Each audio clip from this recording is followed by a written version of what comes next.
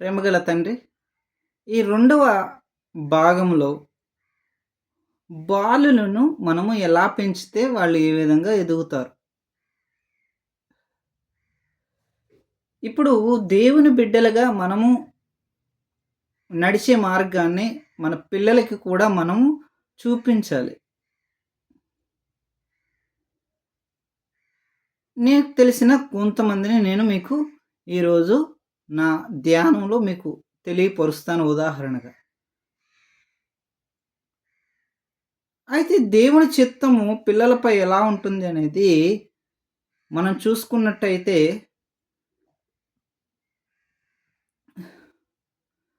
ఎందుకు పనికిరాని వ్యక్తి పిల్లవాడు గద్దించారు మాస్టర్స్. స్కూల్ నుంచి బయటికి పంపేశారు.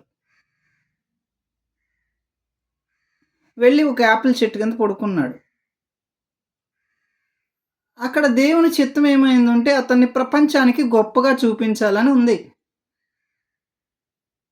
దేవుడు తలుచుకుంటే నిన్ను నన్ను కూడా ఆ విధంగా ప్రపంచానికి గొప్పగా చూపిస్తాడు.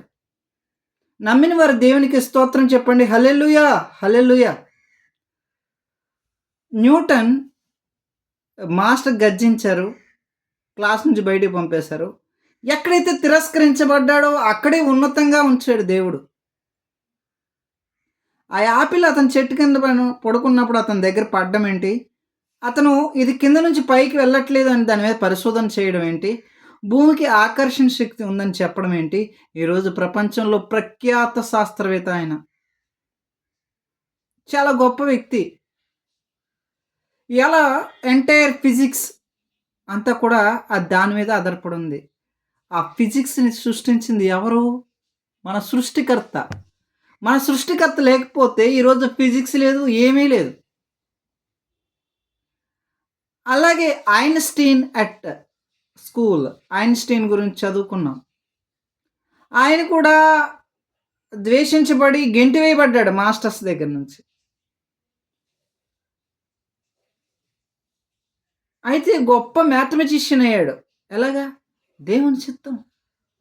ఎవరైతే తృణీకరించబడతారో, ఎవరైతే నీచంగా చూడబడతారో ఈ సమాజంలో వాళ్ళని దేవుడు అత్యున్నతంగా ఉంచబడతాడు. తర్వాత థామస్ అల్వా ఎడిసన్ చెవుడు మూగ క్లాస్‌కి వెళ్తున్నారు. టీచర్స్ చెప్తున్నారు, మీ అబ్బాయి క్లాస్‌కి పనికిరాడు. మీ అబ్బాయిని క్లాస్‌కి పంపించొద్దు.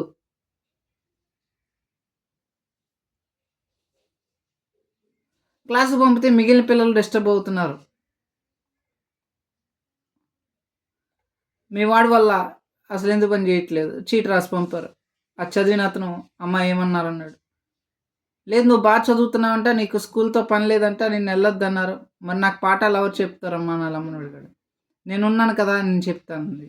బైబిల్ పట్టుకున్నాడు. ఒక బల్బును తయారు చేశాడు. గొప్ప వ్యక్తిగా తయారయ్యాడు. ఎవరైతే తృణీకరించబడతారో వారందరూ దేవుని దృష్టిలో గొప్పవాళ్ళు. మూడవ భాగంలో రేపు ఇంకో మరికొన్ని విషయాలు చెప్తాను నేను. మూడో భాగంలో కొన్ని విషయాలు రేపు చెప్పుకోబోయే ముందు కళ్ళు మూసుకొని మీ అందరి కొరకు నేను ప్రార్థిస్తాను. మహాపరిశుద్ధుడు, మహోన్నతమైన దేవుడు, ప్రభా పరమందున మా తండ్రి, ఇగో ప్రభా ఈ వాక్యం అనేక మంది చేరుటకు సహాయం చేయ తండ్రి. ప్రభా యేసయ్య, ఇగో ప్రభా నీ నామమును బట్టి ప్రార్థిస్తూ ఉన్నాం ప్రభా. యేసయ్య నీ చిత్తమైతే ప్రభా, ఇగో ప్రభా అనేక మంది చేరి వారు మారు మనసు పొందమని, లేకపోతే మాటలు వాళ్ళ హృదయాన్ని అద్దుకున్నాయని ప్రభా ఈ ఛానల్ ద్వారా వారికి సువార్త వెళ్తుందని నేను ఆశిస్తూ ఉన్నాను. చేరుటకు సహాయం చేయ తండ్రి. ఆమేన్. ఇది మీకు నచ్చినట్టయితే చిన్న కామెంట్ చేయండి కామెంట్ బాక్స్‌లో. అలాగే సబ్స్క్రైబ్ చేసుకోకపోతే నా ఛానల్ సబ్స్క్రైబ్ చేసుకోండి. ఇలాంటి వాక్యాలు మరిన్ని చెప్తాను. సమాజం మారుద్దాం. బలిష్టమైన మంచి సమాజాన్ని, మంచి పౌరుల్ని మన దేశానికి, మన ప్రపంచానికి అందిద్దాం.